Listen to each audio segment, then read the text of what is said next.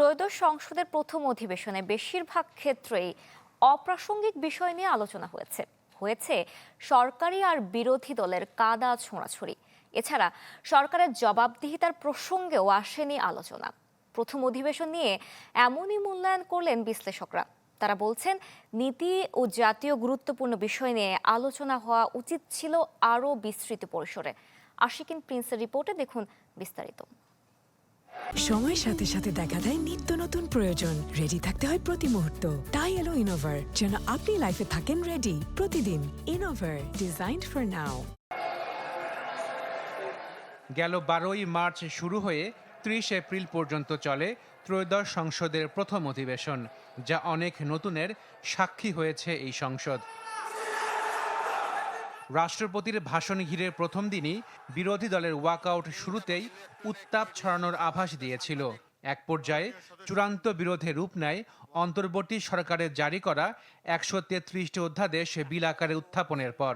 গণভোট, মানবাধিকার, গুম ও বিচার বিভাগ নিয়ে কয়েকটি গুরুত্বপূর্ণ অধ্যাদেশ পাশ না হওয়ায় পুরো অধিবেশন জুড়ে ছিল সরকারি বিরোধী দলের মুখোমুখি অবস্থান।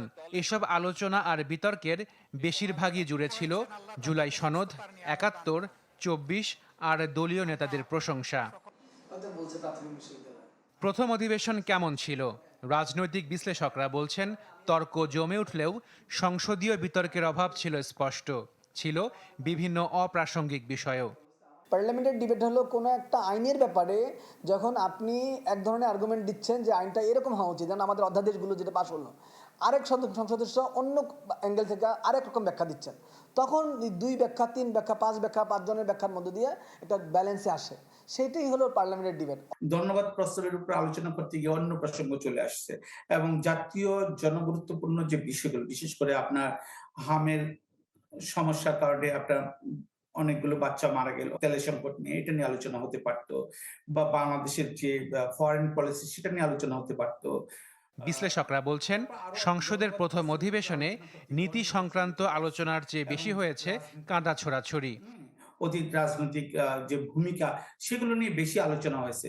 নীতি সংক্রান্ত বিষয়ে আলোচনাটা খুব কম হয়েছে। আমরা দেখতে পাচ্ছি এখন অনেকেই সংসদে বিভিন্ন কথা বলে ব্যাপক ভাইরাল হচ্ছেন এবং তারা খুব আর্টের সাথে কথা বলতেছেন।